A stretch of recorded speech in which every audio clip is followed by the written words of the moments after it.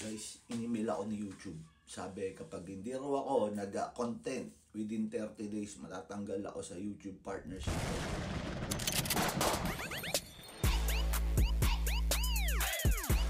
Sayang din naman. So, ito, gawa tayo ng content. Ang muling content ko kasi is January 2022. Huli na yon kasi nagka-cancer ako eh. 16 months na battle yon, guys. Nagkaroon ako ng depression. Talagang nalugmok ako sa buhay. Pero ngayon, medyo okay na. Today is December 5, 2023, and in a few days from now, birthday ko na. So, andito pa rin ako, buhay pa rin, and I can say that I'm a completely changed man. At hindi na ako nabubuhay sa hiram na oras. I am now living in His time. January last year was the lowest point in my life as I was diagnosed with stage 3 nasopharyngeal cancer. I was so devastated, hindi ko alam ang gagawin at mangyayari. Naisip ko agad si Lord. Sa tagal na hindi ko siya pinapansin, hindi ko man lang siya matawagan ng kung ano pa man sa buhay ko. Dahil sa sakit na dumapo sa akin, sa ako lang siya naalala. Sabi ko nakakahiyaman, pero wala na akong option kundi sa kanya na lang.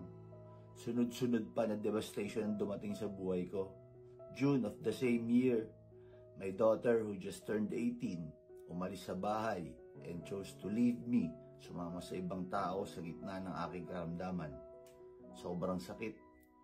October of the same year, nagmetastasize na sa buto ang cancer ko. May stage 3 cancer, naging stage 4B na. Todong-todo na. Lagpak na ako. Pero sabi ko, Lord, kahit ano pa po itong pagsubok na binibigay nyo, hindi po ako bibitaw sa pagtawag. Umaasa po ako isang araw na malalagpasan ko po ang lahat ng ito sa tulong nyo. Fast forward, May 2023, my 4th scan shows and my oncologist declared that I am cancer-free. Grabe ka, Lord. Salamat sa lahat ng mga taong sinugo mo para tumulong sa akin. Pagpalain po kayong lahat. Hindi ko po ito malilimutan sa aking buhay. Right after na ma-cancer-free ako, eto, pa-TikTok at pa-Reels. Baka ako sakaling at least ma-monetize at may pang-suporta ko sa ₱1,000,000 pa na gagastusin para sa 2-year maintenance. This time, nais ko sabihin sa mga content ko na ako yung buhay na patotoo kung gaano kabuti ang Panginoon sa ating buhay. Nais ko ipamalita sa content ko kung gaano kahalaga ang tumawag, magpuri at magkaroon ng relasyon sa Panginoon. Ito ang alam ko at kaya kong paraan. True SOCMED. Hindi ko pa kaya gumawa ng long form videos dahil sa health limitations ko. Sobrang hirap kasi ang pre-prod, mag-shoot at mag-edit ng long form. Lagi nating tandaan, guys, sa buhay may isang Diyos. Baka may nakakalimot sa inyo.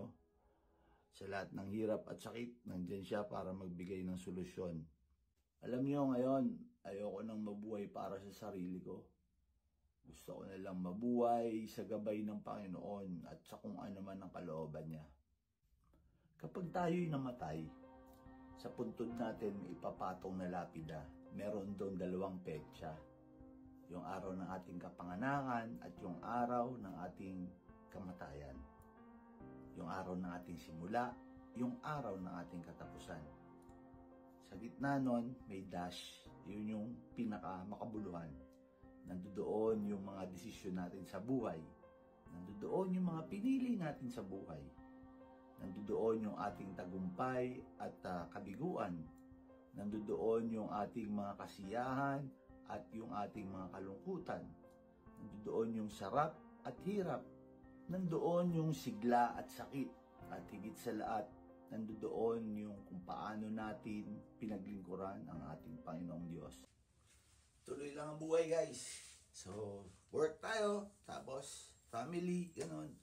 Hindi ako masyado makapag-content kasi dun nga sa pagko-content medyo nagkaroon ng contribution yung pagkakaroon ko ng cancer dahil puyat, pagod, tapos kakaisip, na-stress. So, siguro in God's time, will of our Lord, mabigyan tayo ng buong team para makapag-content tayo. Dun sa mga nanonood dito sa Jake Padar Daily, meron pa kasi akong isang channel, yung Boss Jake. May 42,000 subscribers yon. Dito naman sa mga nanonood sa Boss Jake Vlogs, meron akong isa pang channel, yun yung Jake Padar Daily, na konti pa lang kasi kakasimula pa lang nun. Tapos, yun nga, nagkaroon ako ng cancer. More on about dogs, na lalo na American Bullies, kasi marami akong American Bullies. At vlogs. So, ipopost ko muna yung mga na-take down na videos ko. Abangan nyo yung tungkol sa birthday ko. It's time para i-recycle yon and get to know me better. Maraming salamat po sa inyong pag-subscribe. Alam nyo guys, alam naman natin lahat na minsan nagkakaroon tayo ng difficulties and hardships sa ating buhay. And because of that, nagiging broken tayo. And because of that brokenness, doon naman pumapasok ang ating Panginoong Diyos. Kasi mas willing tayo at mas open tayo sa Panginoon. Kaya yun, ginagamit niya yung brokenness natin para i-mold tayo, i-build tayo dun sa character na gusto niya tayo maging. Iniiwas niya tayo sa kapahamakan kasi alam nyo, nagyoyosi tayo, umiinom tayo, hindi tayo kumakain ng mga healthy foods. Ngayon, hindi na, complete change na. At pinipili ko na yung mga makakain ko. So, pag nag-start tayo focusing on God rather than focusing on our problems, that is the breakthrough. Binigyan tayo ng Panginoon natin ng breakthrough. Kasi pag nag-focus tayo sa ating mga problema, pinapaikot tayo ng problema, binabaliw tayo ng problema. But when we start focusing on God, there will be no problem na magtatagumpay sa ating buhay.